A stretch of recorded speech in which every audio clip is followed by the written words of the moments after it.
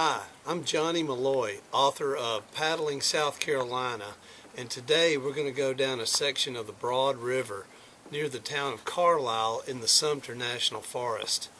Interestingly, this 6-mile paddle starts on the Sandy River right at the confluence with the Broad River. See, there's the Broad River, and as you can see by the size, they don't call it the Broad River for nothing. Alright, so we're going to leave the Sandy River and bust out into the Broad, and as you can see, it's got a much swifter current. It's actually got a few shoals and some rocks. It's a very wide river. Look downstream. Look at that. So obviously one thing you've got to consider when you're paddling the Broad River are the winds. And also I recommend, if the channels permit, trying to stay along one side of the river or the other, because it's more interesting and you may see wildlife that way. So down we go, and we're going down to the boat ramp that's 6 miles down on our right, and it's the old Shelton Ferry Road boat ramp. So here's the view from the back of the canoe. There's my wife, Carrie Ann, up in the front. Say hi. Hi.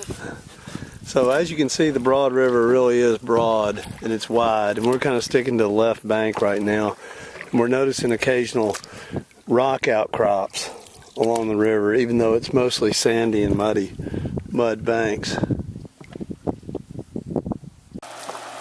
Shoals like this on the Broad River kind of make it fun and keep the boat moving down the river. These are caused when rocks extend across the length of the river and there's a drop there.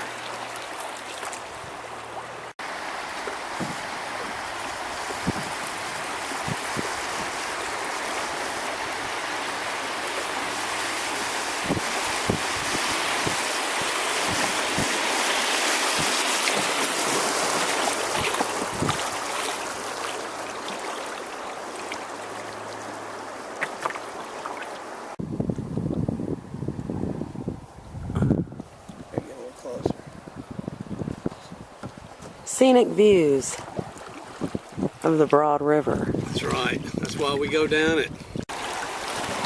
We're going through a shoal right here. It's a river-wide rocks. Kind of adds to the fun.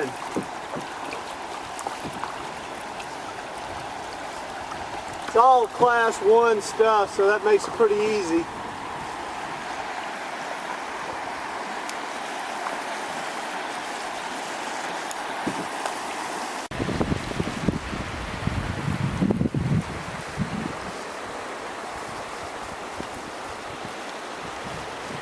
Rapids like this on the Broad are fun to go through, and these large outcrops that create the rapids are fun to stop on. But a word of warning, this algae right along the edge of it is very slick, so be careful. Check out these shells we found on this rock outcrop in the middle of the river. Pretty cool.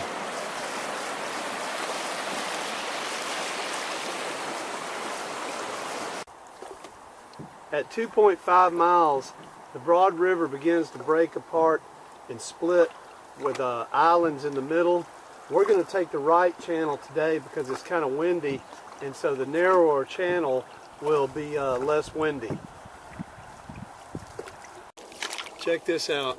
See, we just went on the inside of that island, and you can look that way and see there's another island right there, but there's another channel over to the far left. We're going to stay with the right channel though today, the whole way.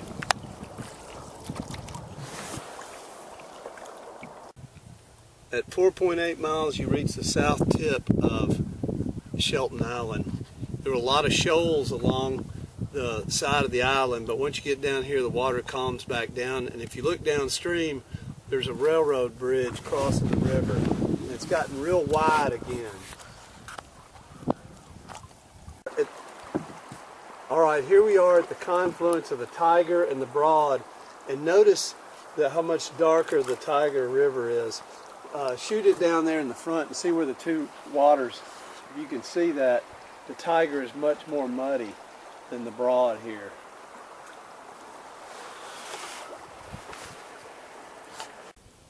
At 5.9 miles we've reached the boat ramp. This is the old Shelton Ferry Road boat ramp off Forest Road 402. It's hard to see from the shore, so you want to make sure and be on the right-hand bank after the confluence with the Tiger River.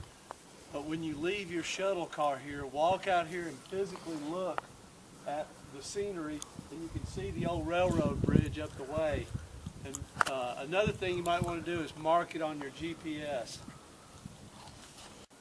This is the trip down the Broad River, basically from Carlisle down to Shelton Ferry, and it's been 6 miles, 5.8, but it's one of 40 paddles in my book called Paddling South Carolina. And I'm Johnny Malloy. Thanks for listening.